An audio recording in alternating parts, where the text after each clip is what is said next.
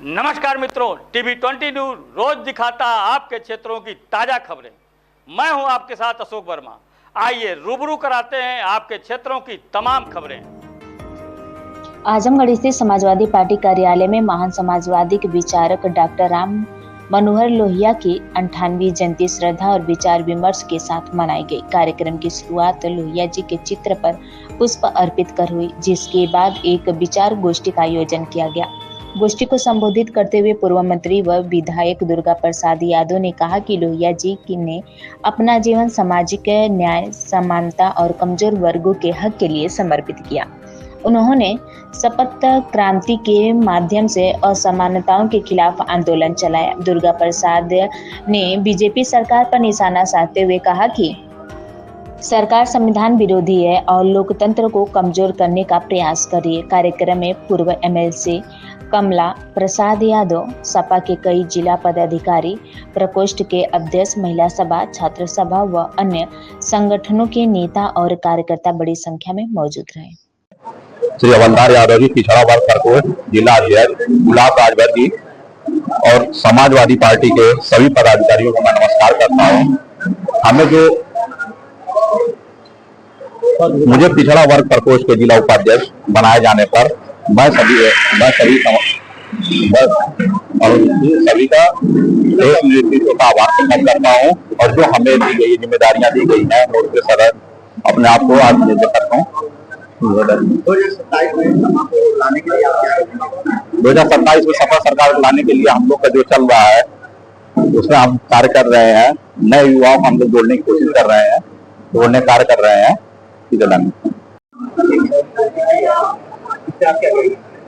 देखिए, आज लोहिया जी के पूर्व तिथि को नमन करते हुए और आज समाजवादी पिछड़ा प्रकोष्ठ की मासिक बैठक थी, जिसमें पिछड़ा प्रकोष्ठ के सभी पदाधिकारी, हमारे जिला उपाध्यक्ष, महासचिव, समाजवादी पिछड़ा प्रकोष्ठ के प्रदेश सचिव और उप प्रदेश सचिव, उपाध्यक्ष, महासचिव और हमारे वर्तमान में एक नौ नियुक्त पदाधिकारी समाजवादी पिछड़ा प्रकोष्ठ के जिला उपाध्यक्ष बनाए गए और वो उड़ैर जी और मासिक बैठक की गई थी।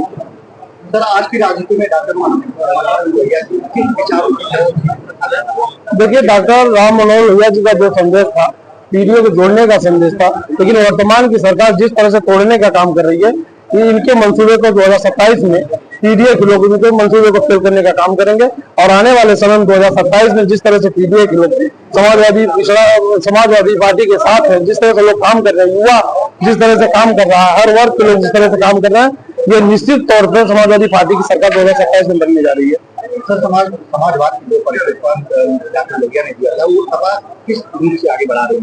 देखिए, समाजवादी पार्टी लोहिया के पद पे ही चलने का काम करती है। जो वर्तमान सरकार जो हमेशा महापुरुषों का अपमान करने का काम करती है, जो भारतीय जनता पार्टी हमेशा अपमान करती है, लेकिन समाजवादी पार्टी एक ऐसी है जो हमेशा महापुरुषों का सम्मान करती है और आने वाले समय में महापुरुषों के कदमों पे चलने का काम करेंगे हम सब। युवा पीढ़ी को जोड़ने के लिए आपकी पार्टी क्या?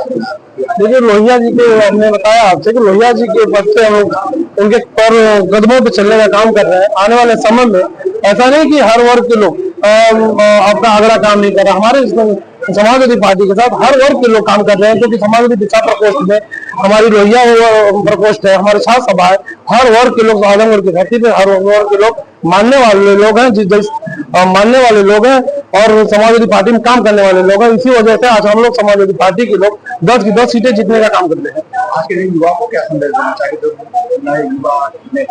आज पूर्व तिथि के अवसर पर युवाओं को हम लोग संदेश यही देना चाहते हैं कि आप कदम से कदम मिला के चलिए। अगर कोई सम्मान करने वाला है, नौजवानों का सम्मान करने वाला है और किसानों का सम्मान करने वाला है, तो वो समाजवादी पार्टी का दल अपने साथ जी है और अन्यथा कोई नहीं है।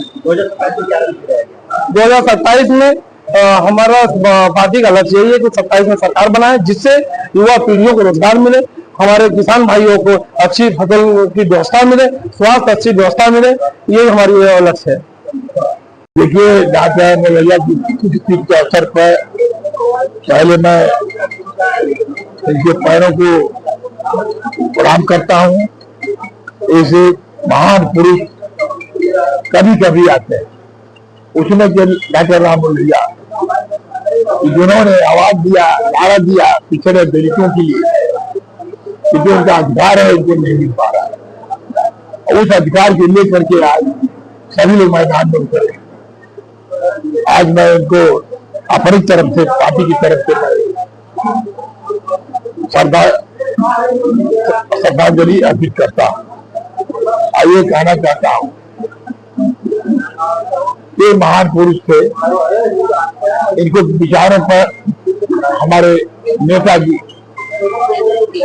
ने आगे आकर के सरकार बनाई थी, तो इन्होंने लोहिया जी के विचारों पर चल करके जन जन तक की सुविधाएं प्राप्त किया।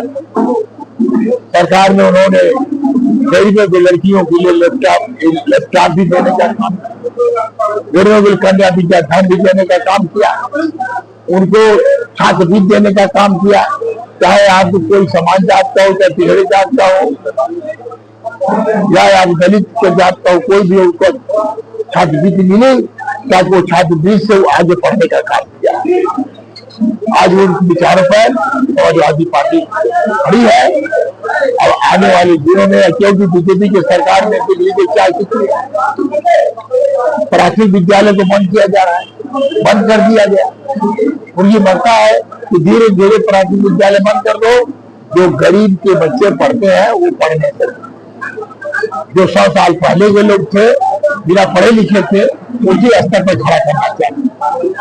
डॉक्टर भीमराव अम्बेडकर ने ये कहा था पिछड़े दलितों के लिए कि पहले तो लोग शिक्षित बनो, संगठित बनो और संघर्ष करो, अपने अधिकार को प्राप्त करो। डॉक्टर लोहिया भी कहते, डॉक्टर राम लोहिया भी कहते, आप वैसे ही डॉक्टर भीमराव अम्बेडकर साहब।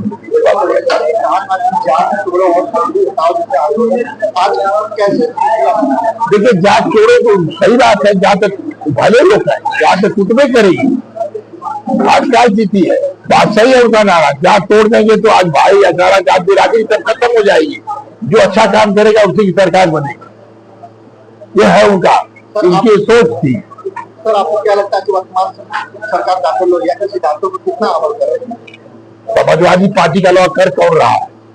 जो अगर जो आपके डॉक्टर राम लोहिया पर विचारों पर चल करके, डॉक्टर भीमराव अम्बेडकर के संविधानों को लेकर के जो कोई अगर लड़ रहा है पार्टी में, तो समाजवादी पार्टी के राष्ट्रीय नेता माननीय अखिलेश यादव जी लड़ रहे हैं।